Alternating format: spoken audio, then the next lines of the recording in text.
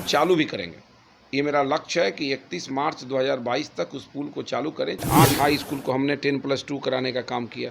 तो जो काम जरूरी है करते हैं, डेली तो काम ही करते हैं, जनता दर्शन करते हैं, संडे को संडे। चंपारण है, कोई ऐसा काम नहीं है चंपारण में नहीं हो सकता है। नमस्कार, मैं प्रिंस चौबे और आप देख रहे हैं न्यूज़ 24 बाइट। आज हमारे साथ बहुत ही खास मेहमान जुड़ चुके हैं जो कि ढाका के वर्तमान विधायक हैं पवन जायसवाल जी। और आइए इनके साथ कुछ हम इनके क्षेत्र के बारे में चर्चा करेंगे।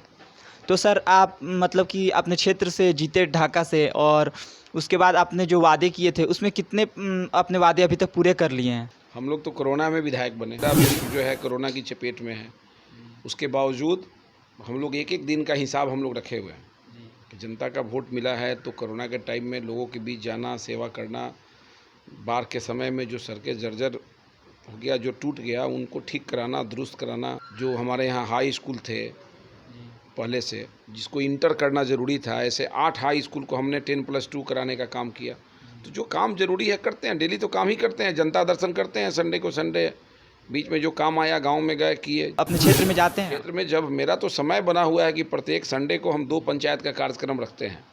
अभी पंचायत चुनाव है तो मैंने इसको स्थगित कर दिया है, चूँकि चुनाव का समय है। गाँव में जाने पर 10 कैंडिडेट हैं, कोई अफवाह करेगा विधायक जी उसके पक्ष में वोट मांग रहे हैं, इसलिए अभी हमने उस कार्यक्रम को स्थगित किया है। लेकिन मैंने चुनाव जीतने के तुरंत बाद से जनता दर्शन कार्यक्रम शुरू किया।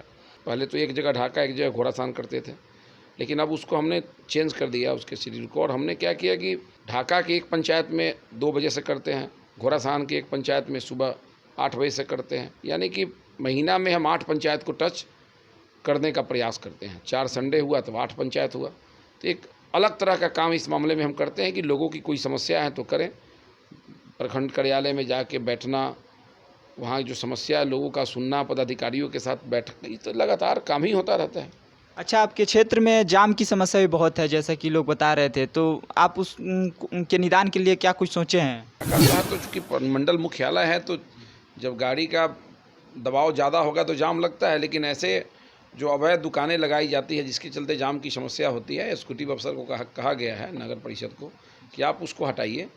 वो अवैध जो दुकानें हैं जो अतिक्रमित करके लोग चला रहे हैं उसको शिफ्ट कराइए, उसको वेंडर जोन बना के और उस दुकान को वहाँ आप एडजस्ट कराइए, ताकि जो काम मतलब जीविकोपार्जन करने वाले लोग हैं वो भी बेरोजगार नहीं हो, और आए दिन जो जाम की समस्या है उससे ढाका बाजार को मुक्ति मिले। हम तो विधायक हैं तो हमने असेंबली क्वेश्चन किया था कि रक्सौल में और मोतिहारी में कोई एक जो समुचित हो, वहाँ एयरपोर्ट का संचालन शुरू होना चाहिए। मैंने क्वेश्चन किया, सरकार का सकारात्मक जवाब भी आया और बिहार सरकार ने उसको भारत सरकार को भेजने का भी काम किया है। उड़ान योजना में ये शामिल है।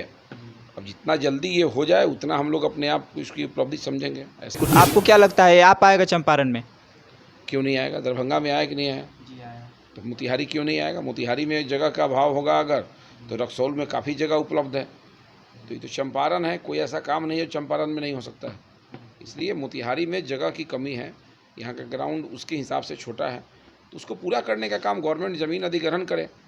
अगर यहाँ अगर लगता है कि नहीं संभव है तो रक्सौल में शुरू करें। अलग अलग समस्या है, मान लीजिए आप पत्रकार हैं तो आपसे जुड़ा हुआ जो समस्या होगा आप अपनी बात कह दिए, कोई शिक्षक है तो शिक्षक से जुड़ी बात किया, कोई स्टूडेंट है तो स्टूडेंट की बात करेगा, कोई किसान है तो खेत की बात करेगा, कोई नौजवान है तो रोजगार की बात करेगा। अलग अलग लोगों की अलग अलग समस्या है, कोई झगड़ा किया है तो केस के पैरवी की बात करेगा। ये कोई पार्टी के आधार पर चुनाव नहीं है, ये व्यक्ति के पर्सनालिटी के आधार पर चुनाव होगा। और किसी व्यक्ति में अगर काम करने की शक्ति है तो वैसे लोगों को पंचायत चुनाव में जनता को प्रमोट करना चाहिए, क्योंकि उससे वो एक लीडरशिप पैदा होगा और समाज के हर जगह वार्ड मुखिया समिति, सरपंच, पंच, जिला परिषद में काम करने वाले लोग जब जाएंगे तो उनकी एक प्रतिभा का निखार आएगा और ऐसे लोग कल एमएलए एमपी के रूप में देश को सजाने और संवारने का काम करेंगे। आपकी पत्नी जो है जिला परिषद की चेयरमैन है, और उसको लेकर के आपका रणनीति क्या है? हम लोग तो 5 साल जिला परिषद के मेंबर भी रह गए, पत्नी 5 साल अध्यक्ष भी रह गई, तो मेरे पास जो किया हुआ काम है यही मेरे लिए काफ़ी रहेगा। जहाँ से वो जीतती हैं चिरैया से, विगत 5 वर्षों में जो काम हुआ वो काम ही उनका पहचान है। और चेयरमैन बनने के बाद जिला परिषद के आय में बढ़ोतरी के लिए, जिला परिषद को सुंदर बनाने के लिए, जिला परिषद को स्वच्छ बनाने के लिए और जिला परिषदीय परिसंपत्तियों के अतिक्रमण से मुक्त कराने और उसके बेहतर रख रखाव के लिए जो योजना, जो कार्य योजना जिला परिषद ने बनाया अध्यक्ष जी के अगुवाई में, माननीय सदस्यों के सहयोग से, वो जिला परिषद के लिए एक ऐतिहासिक कार्यकाल रहा है। और हम समझते हैं कि हम लोग के चुनाव का तो आधार यही रहेगा। फुलवरिया घाट जो पुल है वो उसका भी क्या अपडेट है, ये बताइए। फुलवरिया घाट पुल हम ही शुरू कराए थे बनवाना, जी, और जब तक हम विधायक थे तब तक काम हुआ, उसके बाद काम रुक गया था। बंद हो गया। 5 साल में जो पुराने विधायक थे उनकी कोई रुचि उसमें नहीं थी। 2 साल 2.5 साल लालू जी की सरकार थी, तेजस्वी यादव पथ निर्माण मंत्री थे, लेकिन एक ईंटा भी उनसे पहले के विधायक से नहीं जुटा। लेकिन जब हम चुनाव जीते तो जीतने के साथ मैंने पूर्ण प्रयास करके इसका रीटेंडर करवा दिया। ठीक है, रीटेंडर कराया और टेंडर डिसाइडेड हो गया। और मैंने चुनाव के पहले ही कहा था कि हमको अगर मौका मिलेगा तो इसी वित्तीय वर्ष में, मतलब ये 2021-22 इसी वित्तीय वर्ष में उस पुल को बना के चालू भी हम कराएंगे। और मैंने उसके लिए ईमानदार प्रयास किया और मैंने टेंडर की प्रक्रिया को पूर्ण करा दिया है, विभाग ने पूर्ण करा लिया। मेहनत होना चाहिए जनप्रतिनिधि के नाते, हम लोगों ने किया है। और 31 मार्च 2022 तक, मतलब इसी वित्तीय वर्ष में, उस पुल को हम चालू भी करेंगे।